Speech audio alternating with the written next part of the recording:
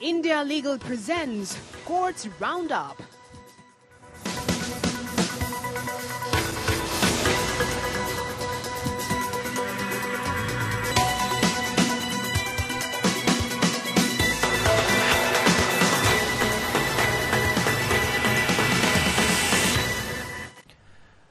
नमस्कार, मैं हूं आपके साथ रविंद्र सिंह। कोर्ट्स राउंडअप में आपका स्वागत है। इस बुलेटिन में हम अगले आधे घंटे में आपको कोर्ट से जुड़ी तमाम छोटी बड़ी खबरों से रूबरू करवाएंगे। कोर्ट की कार्रवाई और सुप्रीम कोर्ट से लेकर हाई कोर्ट और लोअर कोर्ट्स तक के फैसलों को आपके सामने रखेंगे। आगे बढ़ने से पहले एक नजर डालते हैं सुर्खियों पर। हिजाब बैन पर सुप्रीम कोर्ट में सुनवाई के दौरान वकीलों ने कहा, यह लिंग और धर्म दोनों के आधार पर है भेदभाव। हम बच्चों को धार्मिक सहिष्णुता नहीं सिखा रहे। सरकार निजता का अधिकार सरेंडर करने को नहीं कह सकती।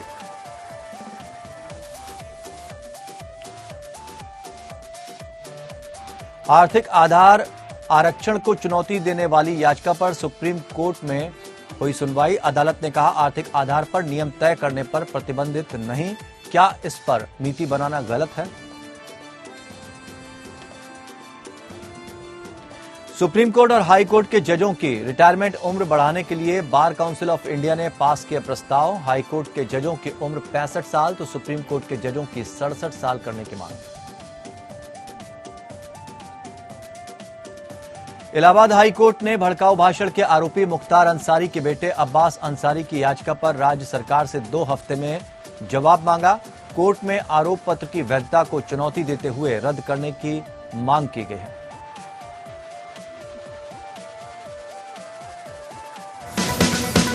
India Legal presents Courts Roundup.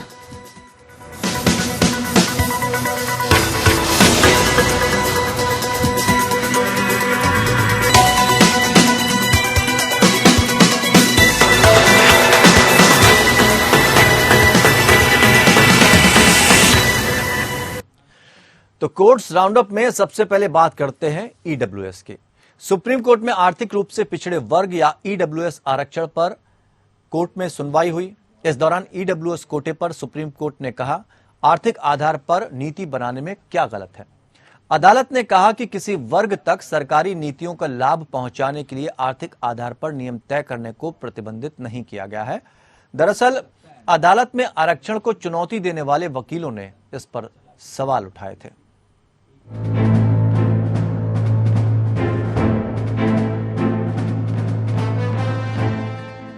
समाज के आर्थिक रूप से कमजोर वर्ग को 10% आरक्षण प्रदान करने वाले 103वें संविधान संशोधन की संवैधानिक वैधता को चुनौती देने वाली याचिकाओं पर सुनवाई के दूसरे दिन सुप्रीम कोर्ट ने सवाल किया कि क्या ईडब्ल्यूएस कोटा संवैधानिकता की परीक्षा पास करेगा यदि आर्थिक आधार वर्गीकरण के लिए एक मान्यता प्राप्त आधार है। अदालत ने कहा कि किसी वर्ग तक सरकारी नीतियों का लाभ पहुंचाने के लिए आर्थिक आधार पर नियम तय करने को प्रतिबंधित नहीं किया गया है। दरअसल अदालत में आरक्षण को चुनौती देने वालों के वकील का कहना था कि संविधान में आर्थिक आधार पर आरक्षण देने का कोई प्रावधान नहीं है। ये सामाजिक भेदभाव को समाप्त करने के लिए व्यवस्था थी। इसका मकसद गरीबी हटाओ योजना चलाना नहीं है। इस पर अदालत ने ये अहम टिप्पणी की है। ऐसे में अदालत के रुख से ये माना जा रहा है कि शायद ईडब्ल्यूएस कोटा बरकरार रहेगा। प्रधान न्यायाधीश UU Lalit, justice Dinesh Maheshwari, S Ravindra Bhat, Bela M Trivedi और जेबी पारदीवाला की 5 न्यायाधीशों की संविधान पीठ 10% ईडब्ल्यूएस कोटे को चुनौती देने वाली याचिकाओं के बैच की सुनवाई कर रही है। कर्नाटक के पूर्व महाधिवक्ता और वरिष्ठ अधिवक्ता प्रोफेसर रवि वर्मा कुमार ने प्रस्तुत किया कि भेदभाव में निषेध का आधार जाति, पंथ, लिंग और धर्म है, न कि आर्थिक कमजोरी। कई वकीलों ने चीफ जस्टिस यूयू ललित की अध्यक्षता वाली 5 सदस्यीय संविधान पीठ के समक्ष दलील दी कि किसी परिवार की वित्तीय स्थिति के एकमात्र मानदंड के आधार पर ईडब्ल्यूएस कोटा तय करना असंवैधानिक है।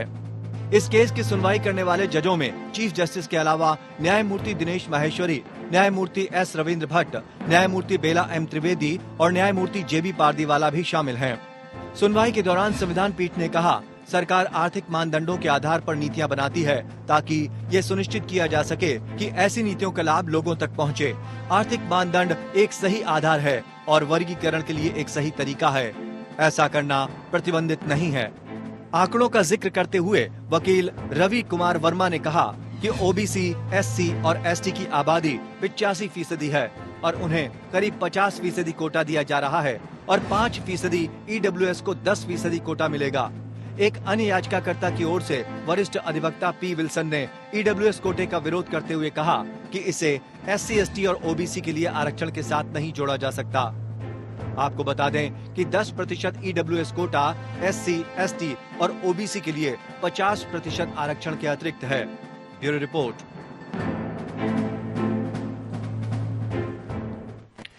सुप्रीम कोर्ट ने कर्नाटक हाईकोर्ट के उस फैसले को चुनौती देने वाली याचिकाओं पर सुनवाई हुई जिसमें राज्य के कुछ स्कूलों और कॉलेजों में मुस्लिम छात्राओं द्वारा हिजाब पहनने पर प्रतिबंध को बरकरार रखा गया था।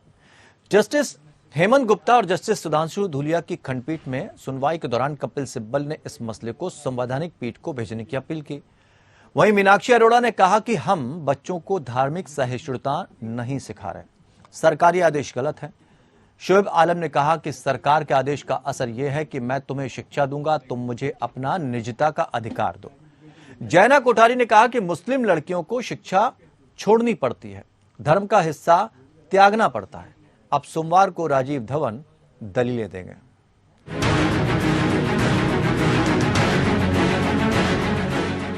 हिजाब बैन पर सुप्रीम कोर्ट में सुनवाई हुई। याचिकाकर्ता छात्रा की ओर से पेश जैना कोठारी ने कहा कि ये लिंग और धर्म दोनों के आधार पर भेदभाव है, क्योंकि इसका शिकार केवल मुस्लिम लड़कियां ही होती हैं। अंतिम परिणाम उसे अपने धार्मिक आदेशों का पालन करने के लिए मजबूर करना था, जिससे शिक्षा छोड़ दी या शिक्षा को आगे बढ़ाने के लिए अपने धर्म के एक महत्वपूर्ण पहलू का त्याग कर दिया। वरिष्ठ वकील दुष्यंत दवे ने बहस शुरू की और कहा कि इस मामले की सुनवाई बड़ी बेंच को करना चाहिए। अदालत नागरिकों के संवैधानिक अधिकारों की संरक्षक है। हिजाब बैन सुनवाई में वकील ने अरबी में दलीलें दी। सुप्रीम कोर्ट ने कहा कि वो अंग्रेजी में दलीलें दें, हमको अरबी समझ नहीं आती। वकील ने कहा कि हाईकोर्ट के फैसले में कुरान का हवाला दिया गया है। मीनाक्षी अरोड़ा ने कहा कि यूएन कन्वेंशन बच्चों को उनके धर्म का पालन करने और भेदभाव के खिलाफ सुरक्षा प्रदान करता है। किसी के धर्म या विश्वासों के पालन करने की स्वतंत्रता केवल ऐसी सीमाओं के अधीन हो सकती है जो कानून द्वारा निर्धारित हैं। राज्य सरकार ये सुनिश्चित करने के लिए है कि स्कूली अनुशासन बच्चे की मानवीय गरिमा के अनुरूप हो और वर्तमान में यूएन कन्वेंशन के अनुसार हो। मीनाक्षी अरोड़ा ने कहा कि क्या हिजाब किसी भी तरह से सार्वजनिक व्यवस्था, नैतिकता को ठेस पहुंचाता है?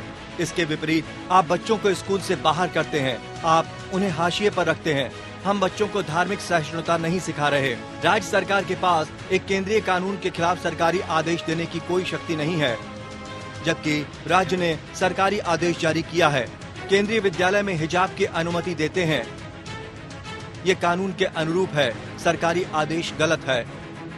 मीनाक्षी अरोड़ा ने कहा, जब दुनिया भर में अदालतें और आबादी का एक बड़ा वर्ग हिजाब को आवश्यक मानता है, तो फिर इसको रोकने वाले हम कौन होते हैं? शोएब आलम, सरकार के आदेश का असर ये है कि मैं तुम्हें शिक्षा दूंगा, तुम मुझे अपना निजता का अधिकार दो। राज्य मुझसे निजता के अपने अधिकार को सरेंडर करने के लिए नहीं कह सकता। हिजाब मामले में कॉलिन गोंजाल्विस ने कहा कि जहां तक हिजाब के इस्लाम का अभिन्न अंग होने का सवाल है, तो परंपरा एक बार स्थापित हो गई तो वो अनुच्छेद 15 के तहत आती है, यानी बुनियादी अधिकारों का हिस्सा हो जाती है। कुरान में भी हिजाब को इस्लामी परंपरा का हिस्सा माना गया है। वरिष्ठ वकील कपिल सिब्बल ने कहा कि ये मामला तो संविधान पीठ को सुनना चाहिए। हिजाब वो मामला है जिसमें पहनने वाला कौन है, कहां से आया है, क्यों पहन रहा है, इन सब की पहचान पड़ताल की जाती है। सिब्बल ने कहा कि मेरे पास हिजाब के फैसले के बाद मुस्लिम लड़कियों के ड्रॉप आउट की संख्या का डेटा है। एक अखबार को मिले आरटीआई के जवाब के मुताबिक दक्षिण कन्नड़ की 900 मुस्लिम लड़कियों में से 145 ने ट्रांसफर सर्टिफिकेट ले लिया। ये करीब 16% है और ये बहुत ही परेशान करने वाला है। सिब्बल ने कहा कि आपको इसका उत्तर अनुच्छेद 19 में देखना होगा। अगर पोशाक पहनना अभिव्यक्ति का हिस्सा है, तो आपको 19 के तहत सीमा ढूंढनी होगी, जो कि सार्वजनिक व्यवस्था, नैतिकता, शालीनता है। यही असली संवैधानिक सवाल है। Bureau report. Bar council of India ने सुप्रीम कोर्ट के साथ साथ देश भर के विभिन्न उच्च न्यायालयों में तैनात सभी न्यायाधीशों की सेवानिवृत्ति आयु बढ़ाने का प्रस्ताव दिया है। पिछले सप्ताह सभी राज्य बार काउंसिलों, उच्च न्यायालय बार एसोसिएशनों के पदाधिकारियों और बार काउंसिल ऑफ इंडिया की संयुक्त बैठक में उच्च न्यायालयों और सर्वोच्च न्यायालय के न्यायाधीशों की सेवानिवृत्ति की आयु बढ़ाने के संबंध में इस मुद्दे पर चर्चा हुई। बैठक में आगे संसद के विभिन्न कानूनों में संशोधन का प्रस्ताव रखा गया ताकि अनुभवी अधिवक्ताओं को भी विभिन्न आयोगों और अन्य मंचों के अध्यक्ष के रूप में नियुक्त किया जा सके।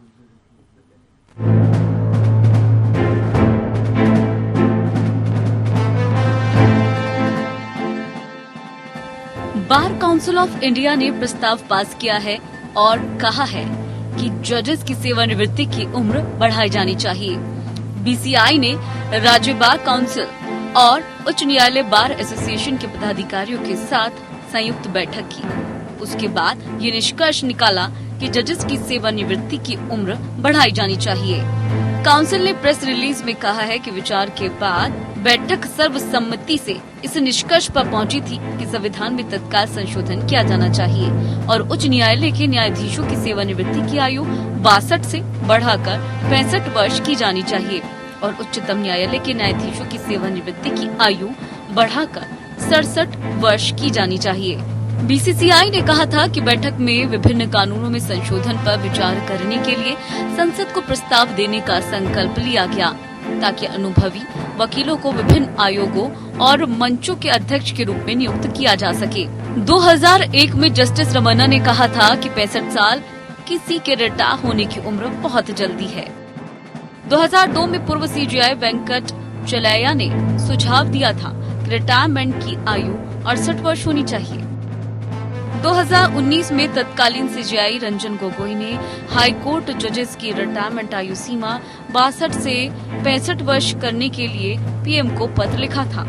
2021 में पूर्व सीजेआई लाहोटी ने कहा था कि जजेस की रिटायरमेंट आयु बढ़ाना लंबित मामलों को कम करने का एक तरीका है।